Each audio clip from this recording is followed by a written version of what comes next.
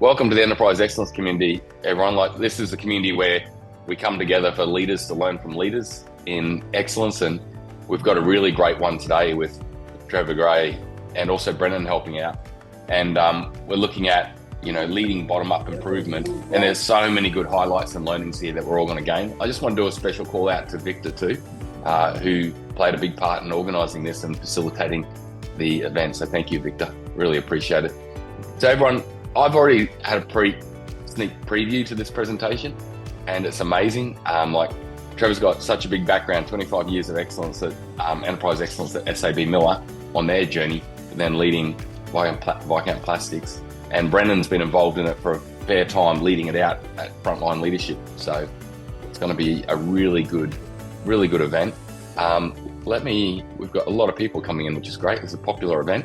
I'll just stop the music, everyone, and we will kick in.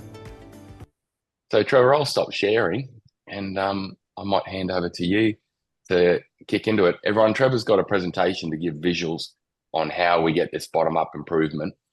And during the presentation, please feel free to put into chat questions or put your hand up.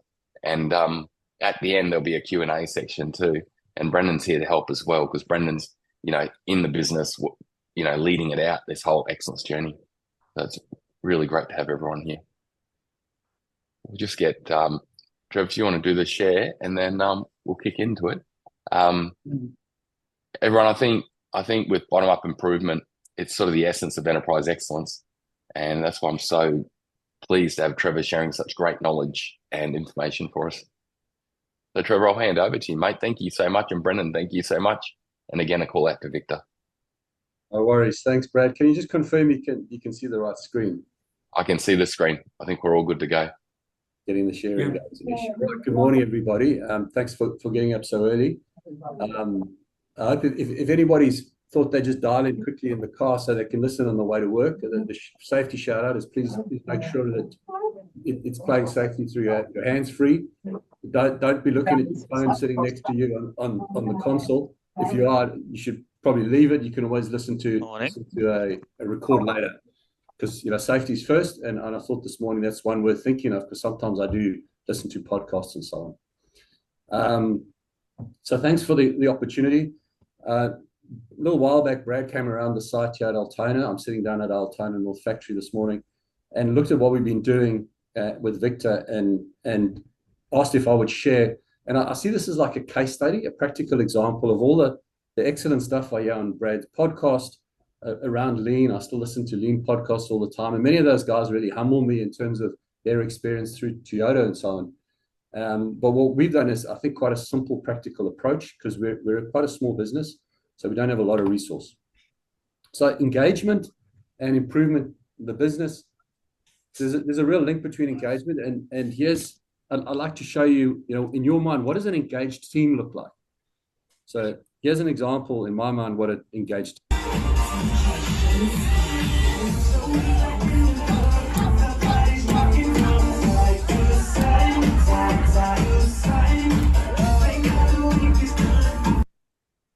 So that's our wash team from the Sydney wash site. And notable in this is the guy in the blue shirt is the National Operations Manager.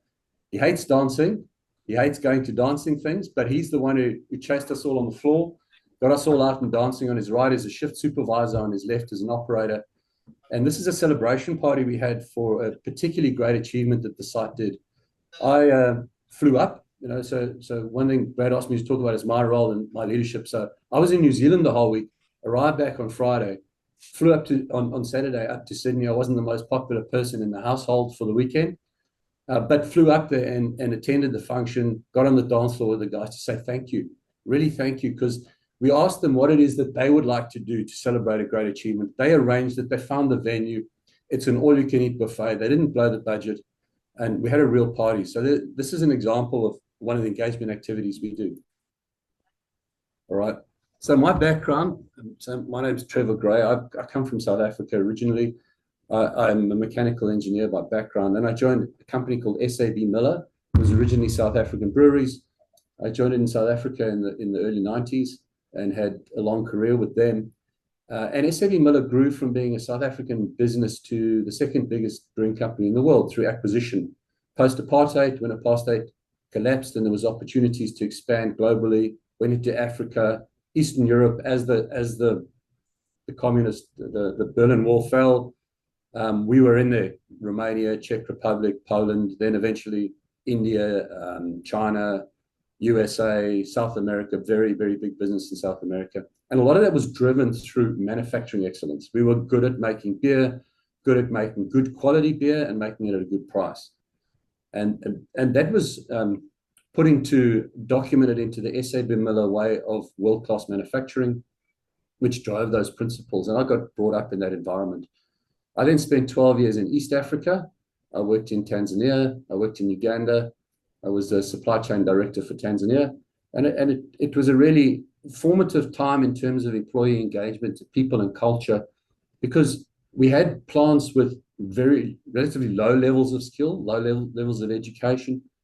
And so we had to work with our people and really bring out the best we could in them, to the point where the brewery I ran in Dar es Salaam won Best Brewery of the Year for the whole Africa division.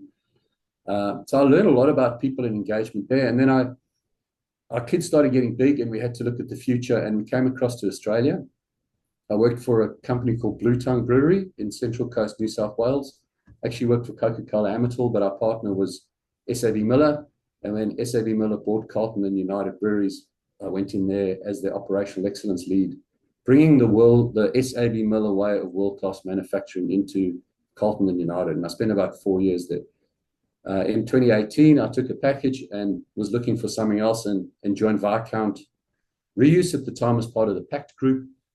And the challenge was the business had just got the Aldi contract, and I'll explain what we do and what the challenge was that I walked into. So Viscount Reuse, our vision, we used to be part of Pact. We've separated at the end of last year, so we're an independent business. Our vision is a world without single-use packaging. And our mission is to lead the transition to reusable packaging solutions to eliminate single-use packaging. So what does that mean? We do crates and we do bins. We make them from recycled materials, so we manufacture them. We hire them to growers who deliver them into markets and retailers who return them to us. We clean them, we sort them, we sterilize them, we pack them, we get them ready to be rehired. And we go round and round and round doing that. We do that 77 million times a year.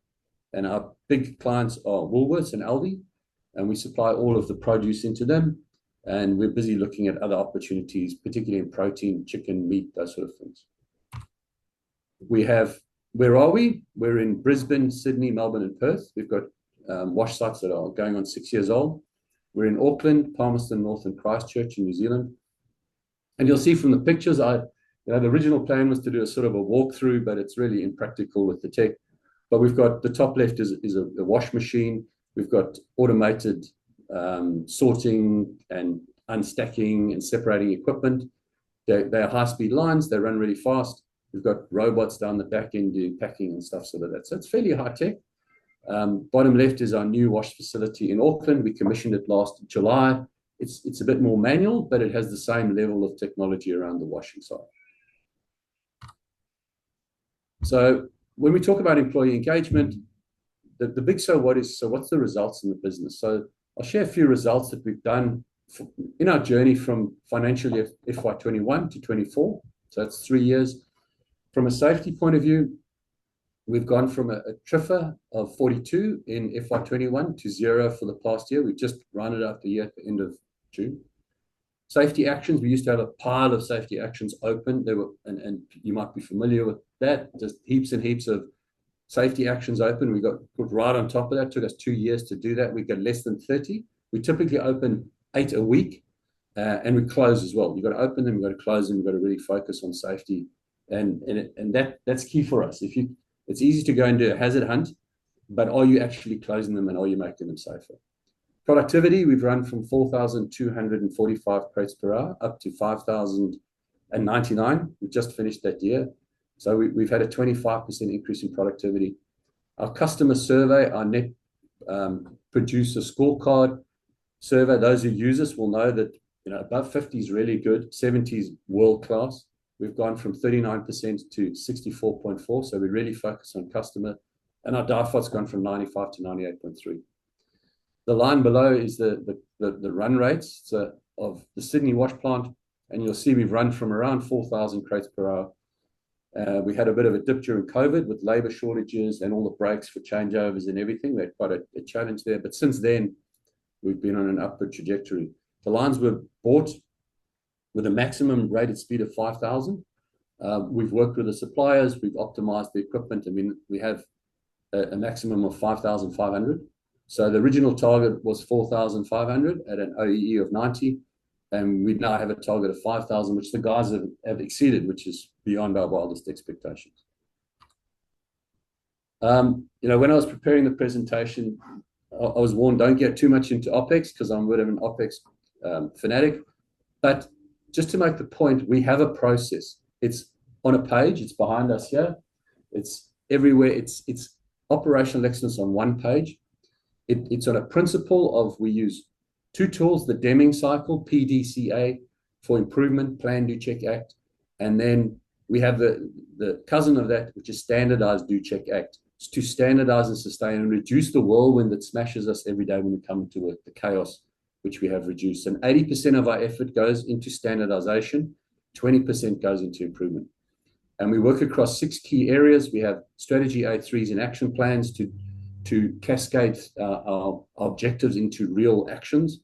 We standardize and visualize wherever we can. We have our daily management routines, T1, T2, T3 meetings. We have structured problem solving, very simple, which I'll talk about, leader standard work, and people. And in people, we focus on how do we motivate people, how do we value people, and how do we skill them. We're going to just really talk about motivation and value today. Skill is another whole thing. We have shop floor skills metrics, very clear, owned by Brendan and the supervisors, the guys run their own skills metrics. When you talk about engagement and getting your people engaged, we mustn't forget about the base so-called hygiene issues, the motivational base issues. You've got to have a decent pay. We pay a decent rate. We believe on paying a fair pay for the market. You've got to have clean facilities. We focus on 5S so that you've got the tools you need. They're in good shape. They're in the right place. There isn't clutter around the place. Master cleaning. Getting the place clean, pleasant lunchrooms. So we did a bit of work a year or two back on we were upgrading the offices. So let's have a look at the lunchrooms. And we spoke to the shop floor and said, what do you want? And they all said, we want a pie warmer. And I hate pie warmers. There's always a daggy old pie lying in it. That's a breeding ground for bugs. But this is what the shop floor asked for. And we bought the pie warmer. We stuck it in and the guys love it. And every site we went to, they asked for the same thing, the pie warmer. We could have gone ahead and bought them a flat screen TV and done a whole bunch of stuff, but that's not what they wanted. And what made it what they liked and engaged is the pie warmer. So you got to listen to the shop floor. We do a quarterly review of the A3 strategy for the site, and there's input from the shop floor. We stop the line, and everybody gets around, and we ask what's working well, what can we do to improve, and what frustrates you. And as your maturity improves, you start to see that now 95% of the stuff that frustrates people is stuff that makes the line run bad. We can't see that alarm when it stops. We can't have access to this thing. Can we change the access to the machine, which allows us to get in easier to the machine? I'm not paid enough or my boss is no good. We don't get that stuff. We also use the monthly safety committee. We stop for the monthly safety committee 2 shifts at a time. And all the members of the shift spend an hour talking about safety and talking about what it is in their workplace that we could do to improve and make the place safer. So this is the sort of stuff that people value, a sense that we care for them and look after them. Winners are grinners. So we use the hour-by-hour board. Now, over all my career, I've seen many hour-by-hour boards all over many plants, mostly dusty, dirty, not used that well, not really connected. So we really connect to it. They're the heartbeat of what we do. And we link them up through WhatsApp. Brendan, from your view, what is the importance and value of the hour-by-hour board?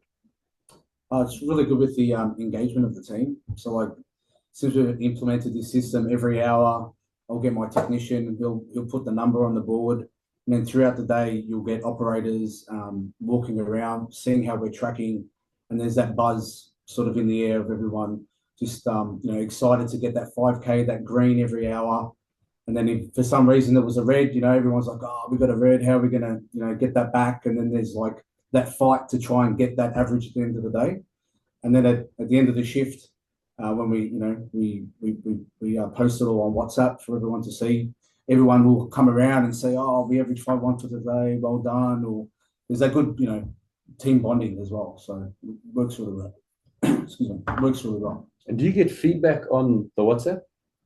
Yeah, so like, we'll get, big rockets coming up and big thumbs up and emojis and all that stuff when people do well. And then there's a bit of banter from like shift changeover, like, oh, you got 5-2 today. Oh, we'll try and get yours and get 5-250. So there's that, friendly banter and trying to always, do better. So, yeah. Thanks, Brendan. And we've got a very simple Excel back thing, which is quite clever. So the guys put in the downtime, and we're able to analyze trends in Pareto and stuff. But then we have the Wall of Fame, and that's our league, our scorecard. And you can see on the left, so when someone breaks a record, and this, as leadership, this gives me 32 options to celebrate success, to send out a well done, to send out a thank you, because there's always a record getting broken somewhere. It might be the best shift, it might be the day, and we always congratulate. You'll see there's an email bottom right with the green highlighted, well done to Raphael. He had a new record for best shift. Well done. I send it to everyone. Brendan sees that, everyone sees it. But I know we never criticize. We're saying, if you had a tough shift, we don't blame. We just say, where's the 5Y? Please start the 5Y. Can I see the 5Y? Have you done it? Are we trying to prevent it happening again? We never blame, but I know that the guys always look and see who's in the bottom, and that burns them, and they want to make sure they're not sitting in the bottom. We never point it out. We don't have to.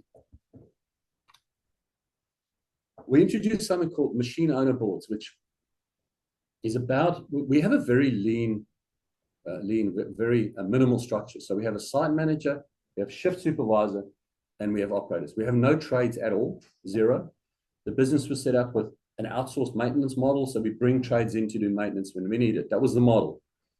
But we have people with some level of mechanical skill, experience, aptitude. And we created an operator level 2 position, which is called a technician. Again, not trades, but people with some sort of appropriate skill. And we gave them accountability for machinery. We made it visible out on the shop floor, and you can see our machine owner boards. We got Ironi down on the left there, looks after the erector machines. And we got Saeed. We got Saeed on the right, looking after the washer. And you can see on the board, we've got the person's picture. You can see Saeed's photograph. On the left is his measure of performance. Every week, he has to go and plot his downtime in his run chart. And he's got a place to put what are the problems on the machine currently, the operator communication, and what is he doing about it on the right. What this thing really drives is a high level of engagement, and it drives leader-standard work. Because in order to run your plant effectively as a site manager, you need to go to the boards and talk to the people who actually know what's going on. So you don't have guys, we have MEX quite well embedded in our system for planned maintenance schedules, but we don't use it much for work arising because the guys just write it on the board and they work together and fix it. If they need some spare parts, they come and ask us. So this is a key part of our ownership. And look at the smiles on these guys' faces. When I go to site, my first activity is I go to the machine owner boards. We have a chat. How are you doing? And it creates career progression. We have guys that start as a casual forklift driver, become a forkie, become an operator level 1, eventually become a tech. And Brendan's an example, has now become the shift supervisor. We've laid that up with machine owner forums. So how do you improve your maintenance system? How do you improve the way the machines run? Machine owners fly to one of the sites. So it's the machine owners, right? These are operators. It's not the managers. It's not the engineers. It's the machine owners. We fly them. They fly. They get a rental car. They stay in a hotel. They go on business travel. Guys who have never, ever thought of going on business travel in their life. And they go to represent their site. They build that pride, that ownership. I'm there representing my site. I'm there to help improve. I'm there to contribute. And the business is doing this for me. I'm there to contribute. They review the maintenance PMs. They themselves review them. And the guy in the orange shirts is we've got one engineer for national, he's national technical manager. He facilitates it. He'll bring up MEX. These guys will go through it and say, change this schedule, move this to there. This is our best practice. They change the spare part stock holding. We look at setup on the machinery. They work together in the plant for 2 days on the equipment together, sharing knowledge and best practice. And they socialize and build bonds. And there's Brendan, you can see, was up in Sydney for the washer forum. Brendan's a bit of an expert on the washer here. And we've got the experts from all the sites there. And you got Saeed went with him as well, because Brendan's coaching Saeed on the washer. We also have something called master cleaning schedule, and that's around breaking up the workload across cleaning across the whole site into manageable chunks with very clear requirements. And how does it make it easier? So we couldn't go and see it in action. So I've asked our shift supervisor from the site up in Heathwood to explain to us a bit about master cleaning schedule. It is a little noisy in the background, but you know, that's it. When you go to the Gemba and you listen, as a manager, you got to listen sometimes. So the challenge is on. You'll have to listen up carefully because it's a bit noisy. So hi, I'm Mark from the Heathwood team So the day shift supervisor. So just going through our master cleaning schedule, which is done by our operators during the day. So we break this up into a daily routine. Obviously it doesn't get done maintenance day because we do all those things through it, the cleaning side of it. So at this we have a day shift and afternoon shift schedule. It's broken up into 4 days, and then we have a map which accounts for those 4 days.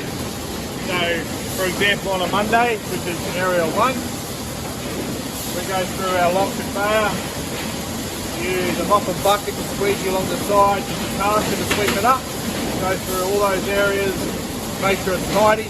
The operator will then sign off on it. Then I'll come through and I'll check that area, and then I'll sign off on it as well. And then at the end of the week, Nathan, the site manager, will go through. He will mark his area that all MCS checks will be done for the week. How do you find this has changed the workplace, Mark? I think it's made a lot easier to clean. The guys are doing the cleaning in that 10 minutes sort of spot, 10 to 15 minutes. It's not too hard for them to do. Yeah.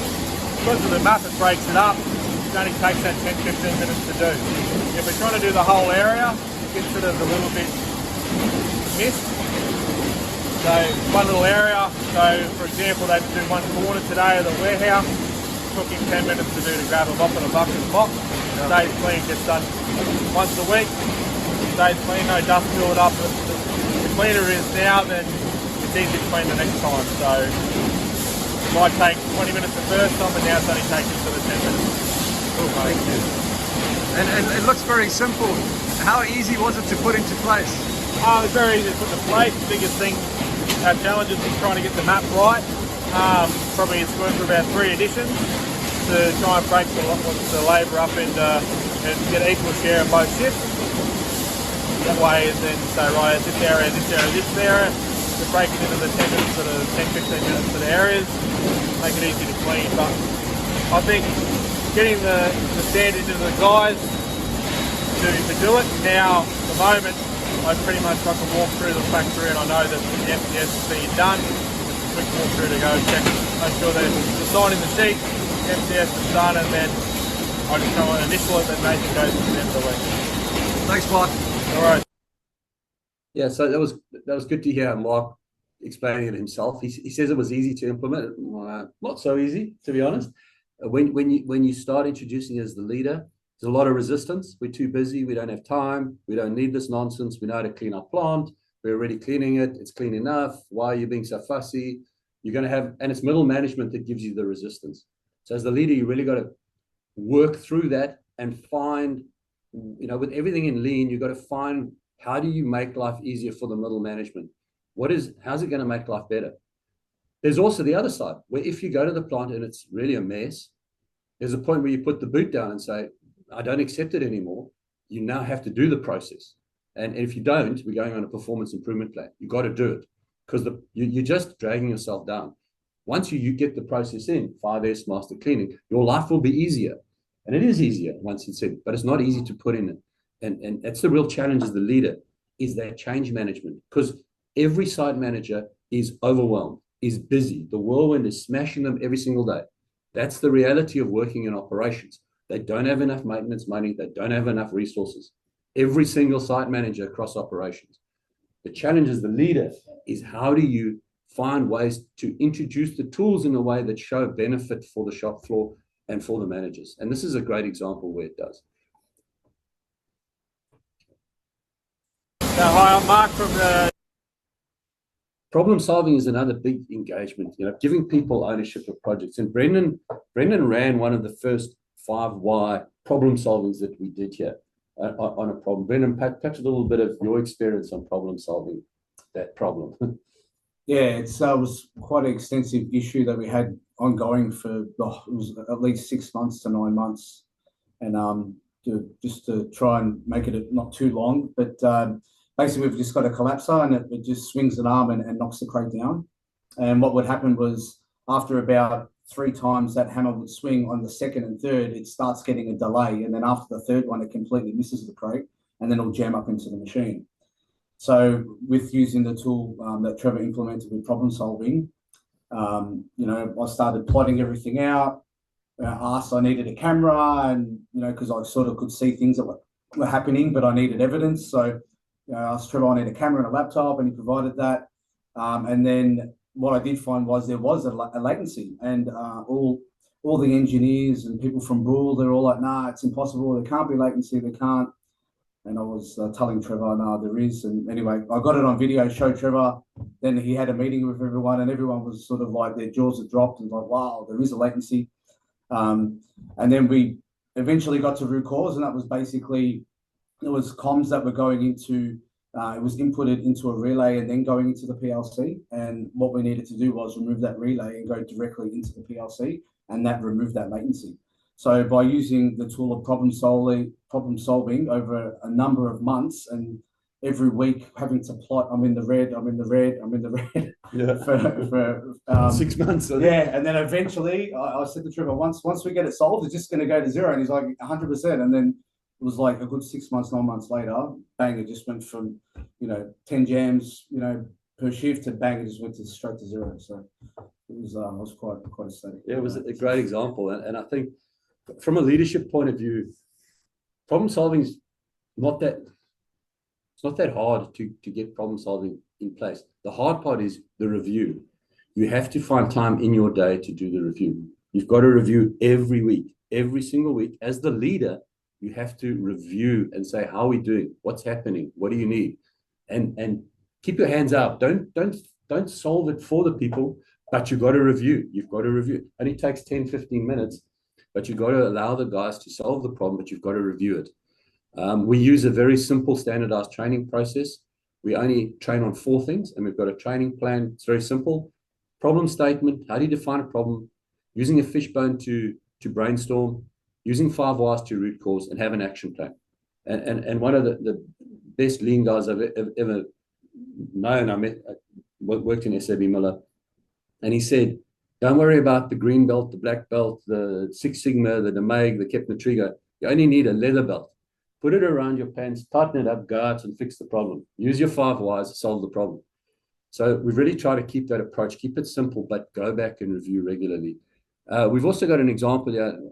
This guy's from Erskine Park, and this was actually a couple of years ago. And this guy's name's Ricardo. Ricardo's going to tell us a little bit about a problem he's been working on. Ricardo, I'm a technician in BPS at Erskine Park.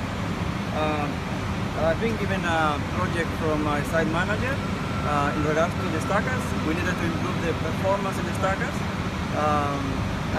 So I've been working in an A3 project for the last 3 months.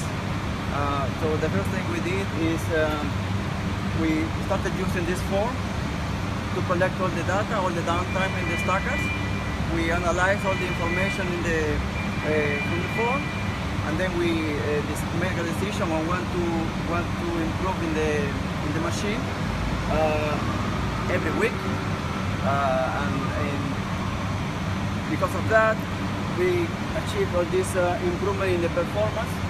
It was really bad at the beginning, but then we had it under control. This is the green light, which is the target for the performance. And we do that weekly, on a weekly basis. What are some of the things in the machine that you've changed? We changed the maintenance program in the machines. We started working according to the information we collected. We we make decisions on what to improve in the machine. For example, the adjustment of the belts, lubrication of the joints of the brake holders, cleaning of the sensor frequently on a daily basis, for example, and things like that. All right, thank you. Well done. Thanks, Ricardo. So I think, an interesting take-up from what he said is he changed the maintenance schedule. You can't just randomly change them. They're facilitated by our national technical manager, but the shop floor is empowered to own mechs and look at the PMs and continually change them and improve them to make them better. On the right, there's the other key thing is these are visual. They're on the shop floor. You can see the notice board and you can see examples. And we've just got the latest version of the A3 on a page, which is on the right-hand side. On the right, there's two stacked up. And this is a guy called Ahmed. Ahmed is the night shift technician in Erskine Park. And when we assigned him the project, we gave him the brief training, and off you go, mate. Go and use the tools. And they start populating stuff with coaching from his site manager. And you can see the results on the top right. This particular machine, the crate closer, actually, it was how many jams you have as a result. It just came off a cliff. And then when we issued the new one, he just took the new format, and you can see on the right, he's got his new fishbone updated. He's got new problems he's identified. He's using his 5 wires. And you have to, as a machine owner board, you've got to keep tracking it continuously, because eventually things, otherwise, if you don't pay attention, they'll fall away. So because we've only got a site manager and supervisors, it makes the site manager's job easy.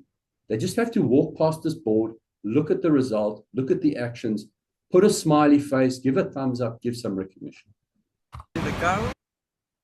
So recognition, celebrating success. In my previous jobs, the big companies, they got all sorts of recognition programs. They tend to be mired in bureaucracy.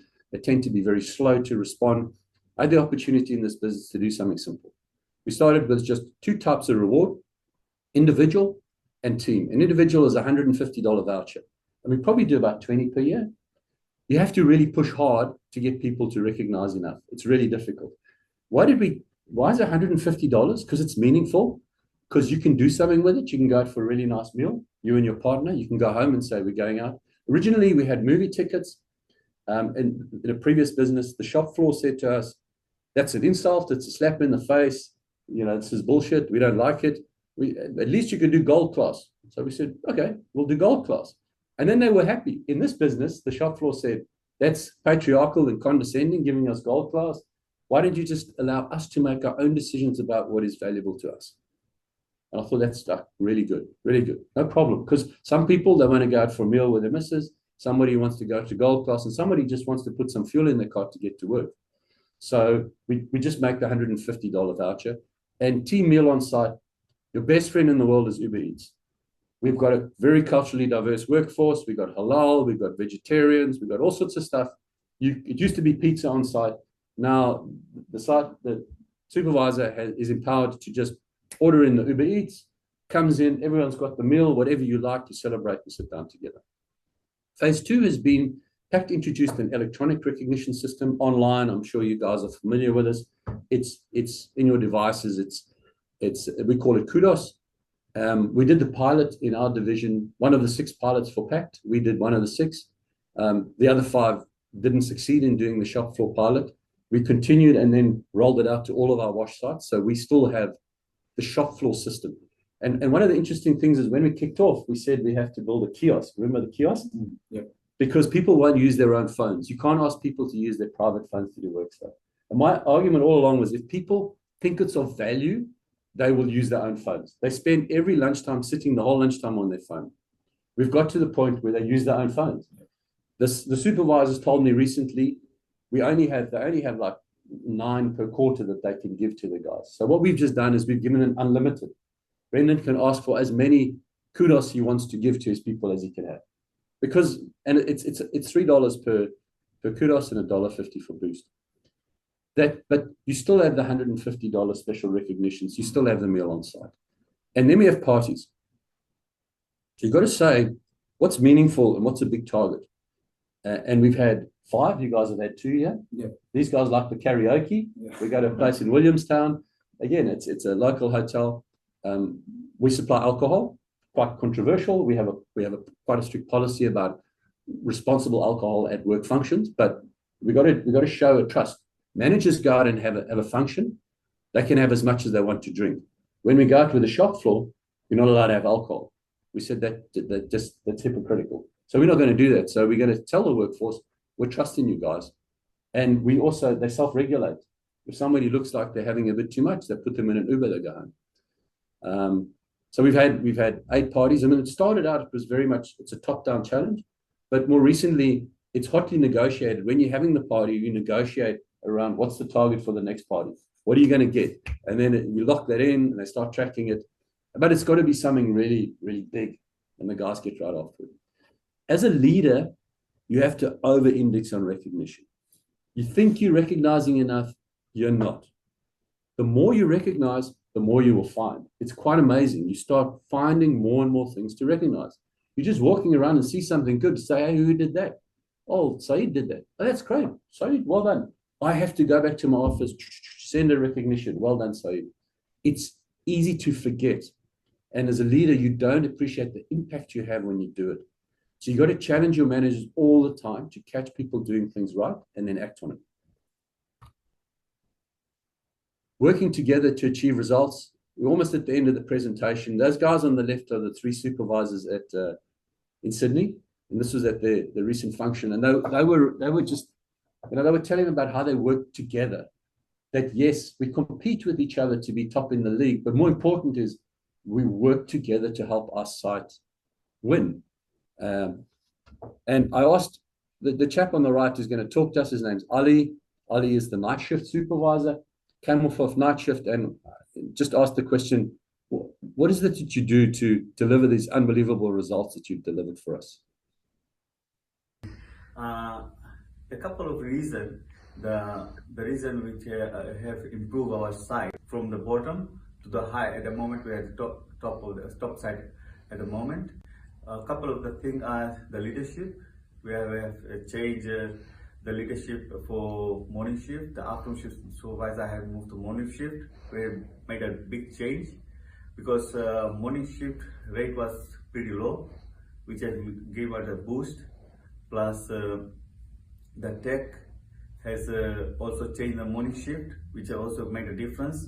Plus now all the tech has their own owner board regarding the machine. They have their own machine. They work on it. They progress the maintenance. They look into that and they work it out what to be need to be done.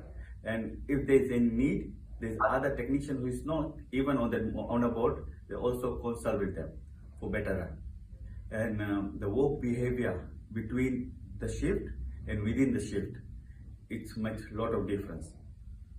Everybody is throwing their own ideas to improve it, how we can run it, a better way of doing it, and try to communicate the way so that it will be much easier for us, more effective, and more progressive. Very good. Thank you. No, thank you.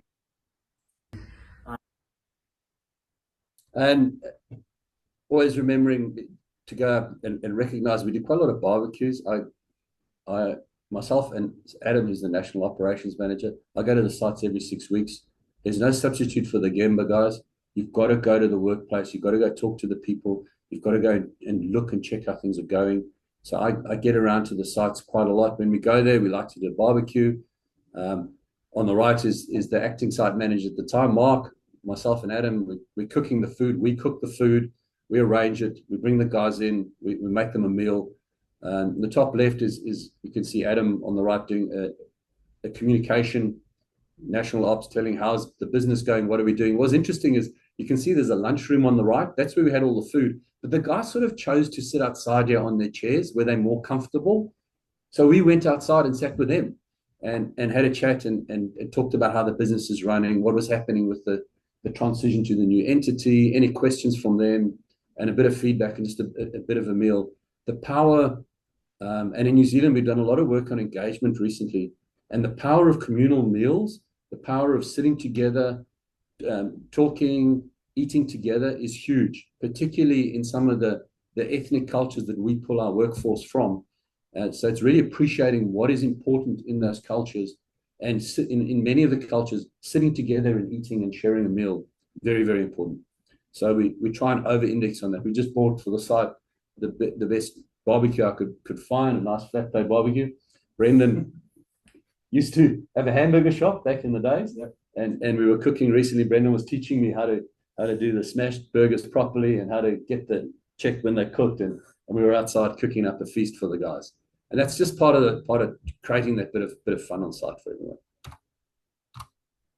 And that's it. It's question time. So I think I'll stop sharing my screen now. Yeah, that's awesome, Trevor. Brendan, thank you so much. Amazing, the bottom up, and the results you're getting from it too are just off the charts. So everyone, what questions have you got? Feel free to put your hand up or to drop into chat. And while some questions come through, Trevor, what have you found has been most important from your behavior to really help get to this position of engaged ownership, bottom up improvement? I think you've got to understand your OPEX program well, simplify it and simplify it again and simplify it again. Communicate it. We've got it on the wall, and then you have to be relentless about it. When the plant has a big breakdown, it's easy when someone phones you in the middle of the night to say, "What happened? What have you done? What's the containment? What are you doing about it?" No, you've got to say, "Have you started the 5 why?" is the question. And because we use team assurance, we're pretty big on team assurance. I just say, and Brendan knows now, is when they send me the WhatsApp or the blah, they've got to attach the team assurance number. You have to live the process yourself. I think that it's that and Gemba, maybe. Get out of your office, get into the plant, walk around. How you doing? How's your father? How's the kids? How's what's happening? I know quite a lot about Brendan. Brendan has been coaching me on wellness and health, and Brendan went through a great journey himself and helping my son. I mean, we had a big turnaround, and Brendan's been coaching and helping me because I take an interest in him and understand. You've got to get to know your people. You've got to walk out there and get to know them. Great, Trevor. Thank you so much. So live the system and coach the system, and then lead from the front. Gemba, get out there. Thank you. Malia, you see you got your hand up. I'll pass over to you. Are you just on mute at the moment, Malia? Sorry. There we go. Morning, everyone. Hi, Trevor. Thanks for sharing, and it was great. It was really, really good to hear from you and your team. I guess I could relate to so much of it, especially the gathering with the people around food. Like you said, with Indigenous or peoples, they really do emphasize that type of community, and it really brings people together to share and relax, because when you've got a full tummy, you're a happy person. So that was awesome. I love that you do that. But I've heard everything that you're doing so far, and I love it. And we are trying to implement that. I'm from more of a office position, so I'm sitting there, and I really want to. I didn't always sit in the office. I did kind of do some operational stuff growing up, and I hated that whole them and us type attitude. And I always want to work on trying to close that gap and bringing the people together, because we are just one team trying to make everything work together. And so what have you guys done to kind of bridge that gap with your frontline operational people, and maybe your sales team or your more just conventional office people, and how has that worked for you? Yeah, I think from the shop floor to management, Brendan, what's your view? Yeah, I think, well, from my point of view, when I first, since been working for this company, that was probably the biggest thing that I ever noticed, was that upper management and people that are more senior, that are in the office and not like in the front line and operations, they put a lot of effort on coming out on the floor. Like Trevor's always engaging with people and speaking with people, and sometimes it's not even about work, it's just how are you, how have you been, how's your weekend, and that sort of engagement. And that with the people on the shop floor, they then start to get more of a respect for the upper management and see like, oh, they're just like us. And, it's not like we only see Trevor once every 4 months. And when he's on the floor, everyone starts shaking. And, I think that was the big thing with this place and Trevor, especially Trevor being the GM. I've never seen him. He's just always out on the floor, engaging with people. you know, giving kudos, celebrations, you know, even with the operations manager as well, Adam comes down. So he's really like brought that gap down. So even though they've got quite a senior position, all my guys on day shift and Arvo and nights, whenever they see Trevor, like, oh, Trevor, hey, how you going? And, you know, there's not that, you know, oh, hang on, there's that, you know, position difference or anything like that. So it really helps bridge that gap. Yeah, that's great. Cool. Thanks for your time, guys. Malia, one other thing that we did was interesting is there was a time when there was quite a lot of new changes coming in, stuff, and a lot of frustration from these guys around changes happening. We don't know about it. All of a sudden, it was like there was a tag. We changed the tag. You guys didn't know about it, and everyone was frustrated. And we realized there was a comms breakdown. So we have a monthly T2, we call it. So the site manager and the supervisors have to get together. There's a standardized agenda, and they've got to cover off big picture communication. What are the projects? What's happening? What's going on? So you've got to kind of look at where the frustration comes. And that comes when you have an engagement session and you pick something up. They say, we didn't know about this and it really pissed us off.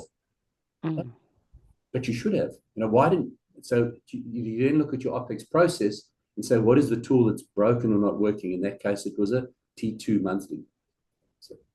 So that's the kind of stuff we do to break it down. Thank you so much.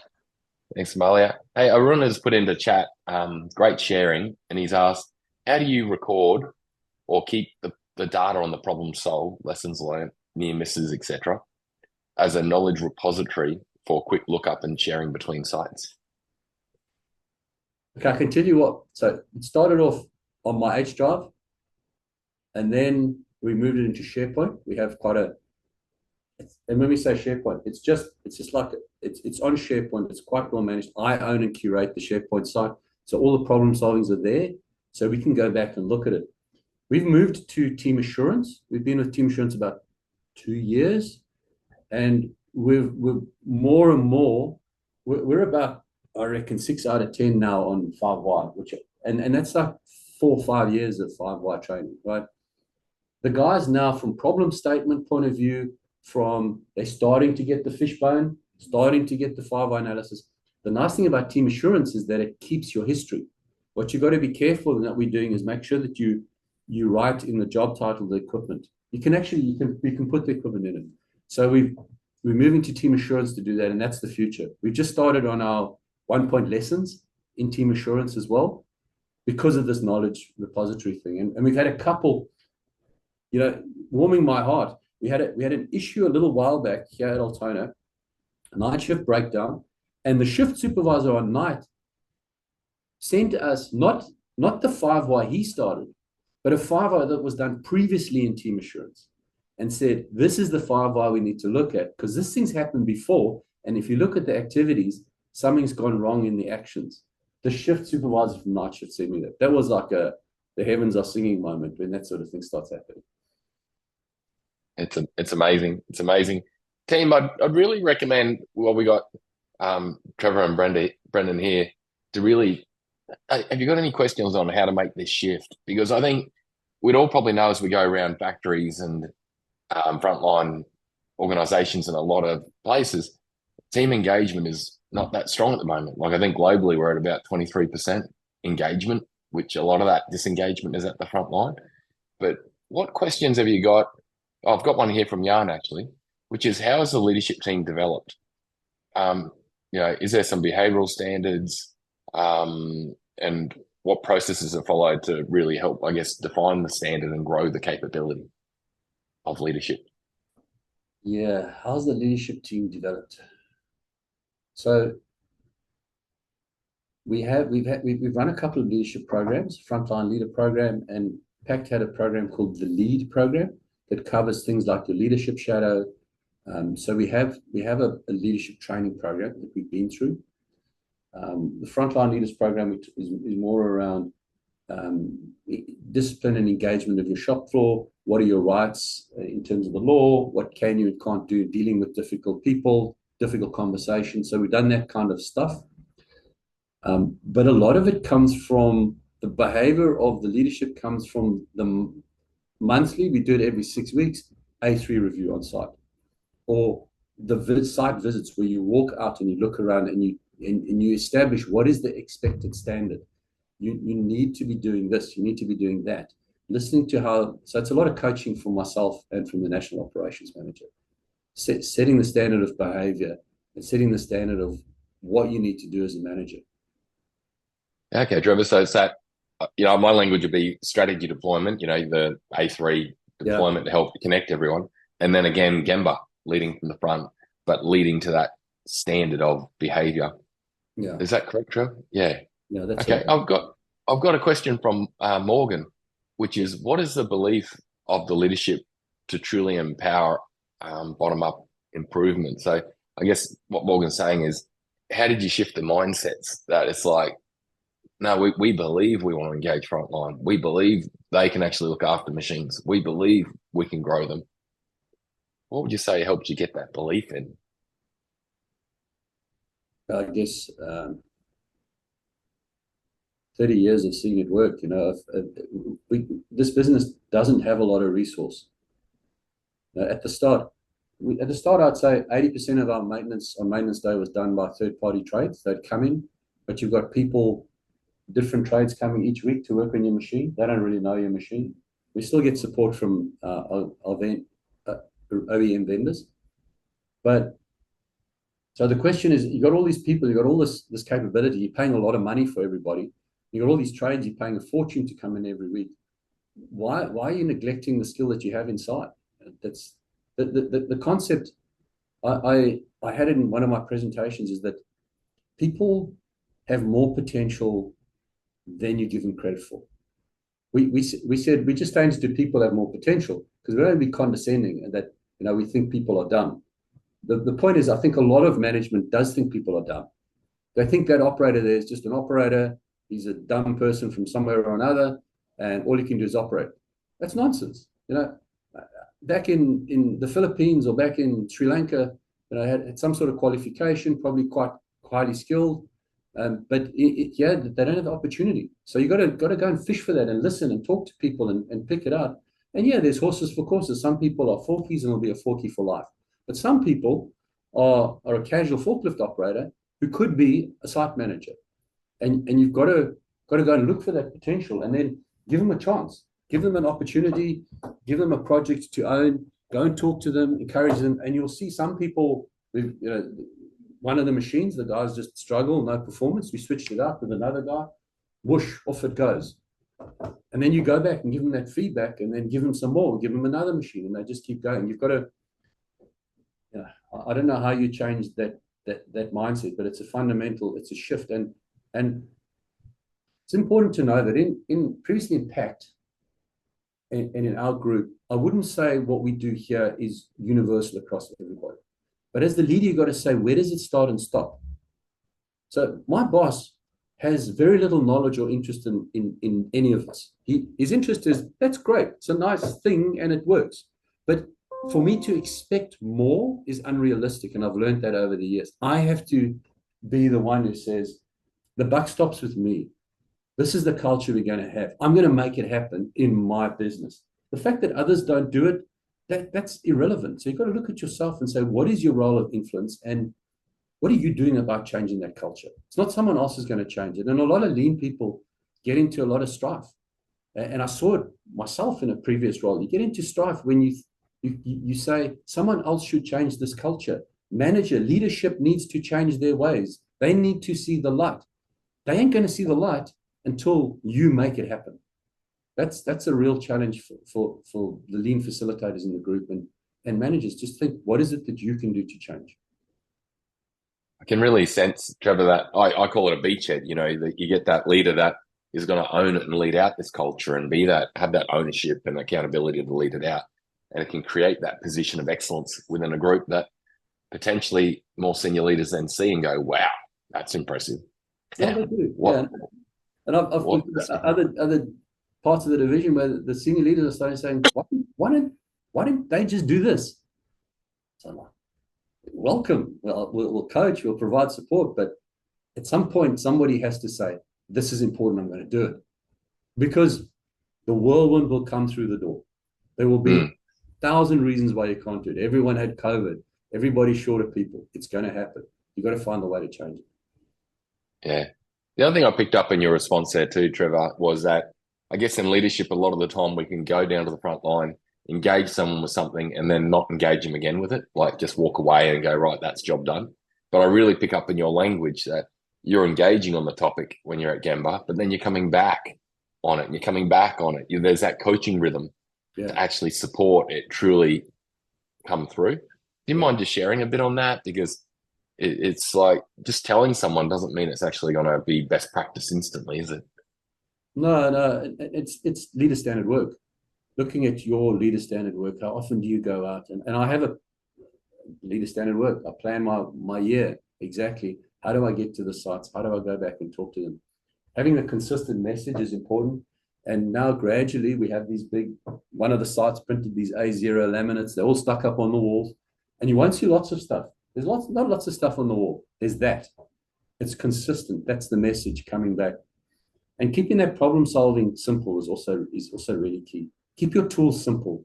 Our tools are really simple. We have a little training deck on each of these elements.